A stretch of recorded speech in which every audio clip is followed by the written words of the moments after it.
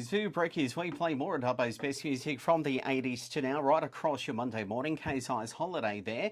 And Murray had one night in Bangkok from the musical Chess. Did you ever see that? Matthew Dickerson, the Dubbo region mayor. Good morning. Good morning. No, I haven't seen the musical.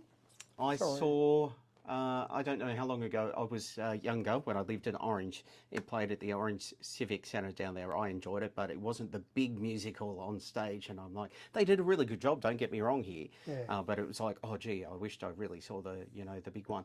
And musicals, I'm not into musicals per Why se. not? Well, let me clarify that. You got a bit of. We got the Dubbo Regional Theatre and Convention Centre. You don't go to musicals? The Convention Centre does a whole range of wonderful things, including musicals, but when you see musicals at the highest level, they're fantastic. Of course, my niece is Kelly Dickerson, so she's been a musical producer, so we've been to lots of musicals over the years. And you don't watch musicals? Well, no, I do. This is the thing. When you go and see them, when you go down to Sydney or Melbourne, I remember going down and see Book of Mormon down in Melbourne and Legally Blonde in Sydney. Kelly was a producer on both of those. Yep. And you see musicals at that level and you go, wow, they're just brilliant. You know, everyone on the stage can sing brilliantly and just the choreography there. So that level of musical is fantastic.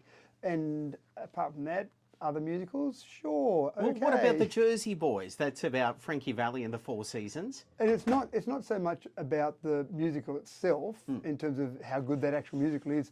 It's how good the performers are is what I've always found. And see, Dubbo Theatre Company and Dubbo do a wonderful job with the musicals that they put on. I don't tend to go in those because I can't sing, so maybe I'm biased against musicals because I don't sing. But again, it's if I've got a choice, if all things being equal, I've got a choice of watching a movie or a musical movie, then I'd go the movie by itself. What about public fairs? Do you like those? I think we're getting right down on now. Public fairs are wonderful. Good. We had some interesting events across the weekend, which were successful, including the Multicultural Festival out here in Dubbo that was held on Saturday. Well, it was the Holy Mela Festival. Thank you. And that's right, Happy Holi, Holi is how it's spelled. And today officially is Holy Day because it's based around the moon. So it's one of those celebrations in the Indian subcontinent that's, same with Easter I suppose, it's based around the movements of the moon rather than a specific date or a first Sunday in a certain month or anything like that. So I was down there on Saturday afternoon and it was basically a festival of colours. And so I was advised to wear white down there. Did you? Yes, I did. No, they said not white, not in your suit, and wear white. Yep. So I wore an I Love Dubbo white T-shirt, which is now covered in multicolours. I haven't been able to get it out yet. I'm surprised your hair doesn't have multicolours in it today, because they did say that was going to happen. It did, and it did happen, but it washed out quite easily off the body. But my T-shirt's a pink colour at the moment. Yeah, right. So you had a bit of fun though. It was absolutely great fun. In fact, Saturday was quite a busy day, but it was good fun down there, and that was our Nepalese community in conjunction with Orascon, and Orascon did do a wonderful job of just bringing some of these different events from around the world to Dubbo, and that's one of the things I spoke about on Saturday afternoon at the Holy Mela Festival, was that I love the fact that we've got our background, our celebrations, the events that we have in Australia, in Dubbo, but then you get these different cultures from around the world, and we're embracing them and they're embracing us. And so you learn about different things. I never knew there was such a thing as Happy Holi one day, saying that to people. And everywhere you walked on that day around Ollie Roberts Oval, it was Happy Holi, Happy Holi. So again, it's something different. You learn a bit more about that festival. It's a spring festival in the Indian subcontinent, of course, not quite spring here. Not here, it's an autumn festival here. That's right. Well, as long as you had a good time. I know New South Wales State Government, Dubbo MP Dougal Saunders announced $5,000 to help Orascon with that over the weekend as well. So that's always good news. They were excited. Obviously, another one next year. I assume they'll do that. They'll continue to do that. I can't see any reason why they wouldn't. It was successful. There were lots of people around. They had lots of fun. There were stalls. There was different Nepalese food there. They said they had lots of traditional Nepalese food. And I looked across at Dippin' Dots and I said, so is that definitely traditional Nepalese food? So they had Dippin' Dots for the hot weather as well. But again, it was a good celebration. People there just enjoying themselves, having a good time, dancing, singing, all sorts of things. Not me dancing, they singing. They were the holy Dippin' Dots, I'm sure. Hey, I want to turn our attention to the draft Wellington Street Tree Master Plan. At the moment, it looks like recent assessment of Wellington and Montefiores, the tree canopy covers showed that a total of 12% and 17% respectively, but Council is looking to cover the urban area by 30% by 2050. That's really significant change, is it not? It is significant change, and it's a long way away as well. And The problem with trees is it's not like a building. You can't say, let's go and put up a tree. You plant a tree and then wait for it to grow. But we're certainly discussing at council the concept of tree canopy and increasing our tree canopy. And as we continue down the path of climate change and as our earth gets hotter, as our region gets hotter, then we believe that increasing our tree canopy is a sensible thing to try and reduce some of that urban heat that we get and make it more pleasant for people, rather than just saying let's wipe out all the trees and just have that cold, hard or hot, hard bitumen and concrete exposed to the sun. And tree species, the diversity, you're looking at trying to, fix that as well and give us more diversity out there. What's the importance behind that? If you have trees that are all similar, then one of the things that you get is they have a similar life. So you plant a range of trees that are all the same, and in X number of years, whether those trees might live for 20, 30, 40, 50 years, they might start to get to the end of their life around a similar time frame, and then you've got a whole range of trees that are being replaced at the same time. Having different trees means that they grow for different lengths of time, and so then they get replaced, or they might die and get replaced in different time frames. Plus it's nice to see different varieties of trees. As you have people in the community, people that live there, people that come and visit, then you can see different tree varieties, different leaves, a whole range of, I suppose, diversity. You don't want everything to be the same. And we can have our say until it looks like 9 a.m. Thursday, 30th of March. So obviously if people like it, don't like it, want to add something to it, they can certainly have their say. Do they do that electronically? You can do it electronically, you can do it via paper. Personally, I would recommend electronically. It's the easiest way to go. But it's interesting, you just talk about a whole range of things that people can do in terms of yes, no, indifferent, whatever, and that's fine. All of those are great. I must admit the submissions that I like the most are ones where they give you suggestions, not just, no, I don't like it, because you say, well, great, what do you want to do? But suggestions where they say, I think you should do this instead, or you've got this plan here, but what about this other plan here? So something where you're putting some positive suggestions forward. I mean, I read all the submissions, but they're the ones that I enjoy the most because they make you think about it a little bit more.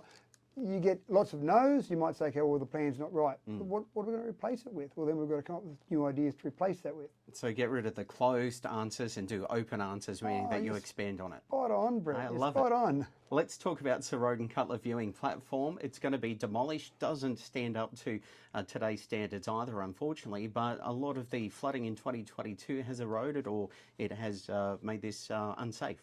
Spot on, and it's more about the bank underneath than the viewing platform itself. And so some people said, well, just repair it, just strengthen it, do whatever you need to do there, but that's not the problem. The problem is the fact that where it's relying on for support, so where those various support posts have gone into the bank, that bank has been eroded, so then you just haven't got enough support. So we've had a structural engineer investigate that to make sure it's safe, and we've had it partially blocked off already just while we inspect it, because it looked like some of the riverbank had been eroded away. And the report we got from our structural engineer was that no, the actual supports are not, well, they haven't got enough support in the riverbank there. The actual viewing platform itself is physically sound, but again, not much good if you're standing on something physically sound and what it's being supported by isn't sound. So we'll remove that completely. It's got a gate up there. In fact, I went and looked at it this morning. It's got a gate across the front of it there. And some people said, well, why don't you just leave it and then work it out and work out how to repair it and just leave it blocked off. But unfortunately, when you leave things blocked off, people still work out ways to get onto it. And the last thing we want as a community, the last thing I want as mayor, is to have someone, whether they be on there because they're meant to be on there or because they've climbed over some barriers, but anyone on there, and that collapses into the river, then that doesn't sound like it's going to be a good outcome for any people that are on there. So the only safe thing to do is remove it. We've got no funding to, well, we've actually got no funding to remove it, but we have to remove it. We've got no funding to put a new one there. We'll look at putting a new one there as funding becomes available, but it'll have to be a completely different design. How we actually put some supports into that riverbank, we might need to do that differently because riverbanks are going to keep being eroded. All right, you've got those people that are probably going to ask you the question, are you going to upset the riverbank when you sort of rectify this? You're not moving it, but you're the same location. And how do you fix the riverbank as you go? Yeah, so it'll be just completely removed. So the only change that'll happen to the riverbank will be where those posts go into the riverbank now.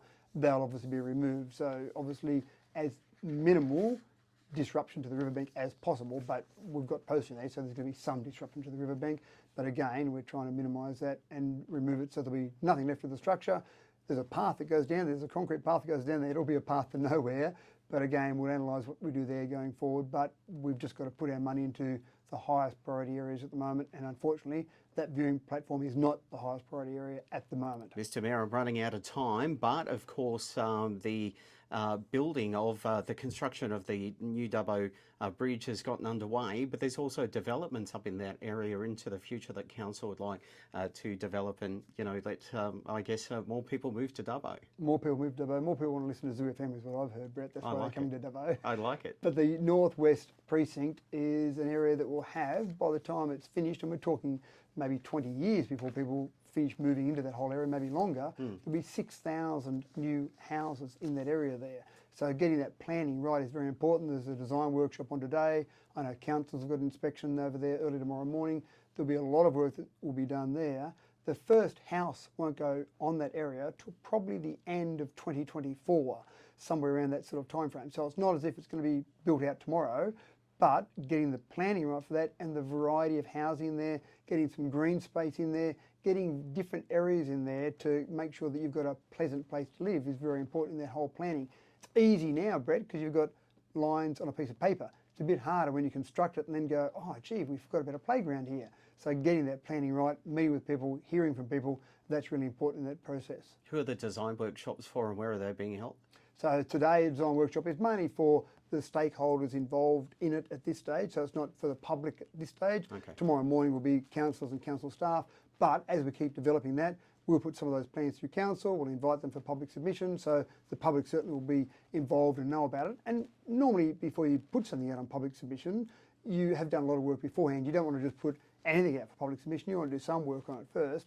But our budget, for example, we've already had our first workshop for the budget. The budget won't be finalised till the end of June 2023. So we're essentially almost 4 months away from that. But we'll do workshops, we'll thrash out different things behind closed doors, work on a whole range of things. And then when we're getting closer to something that's final, we'll then put it out for public display, get submissions back in. So that process always occurs that way, where you do a lot of internal work before you put it out on public display. Dubbo Region Mayor Matthew Dickerson, thank you. We'll catch you in a fortnight. Of course, we'll have you back later in the week for Tech Talk under a different banner.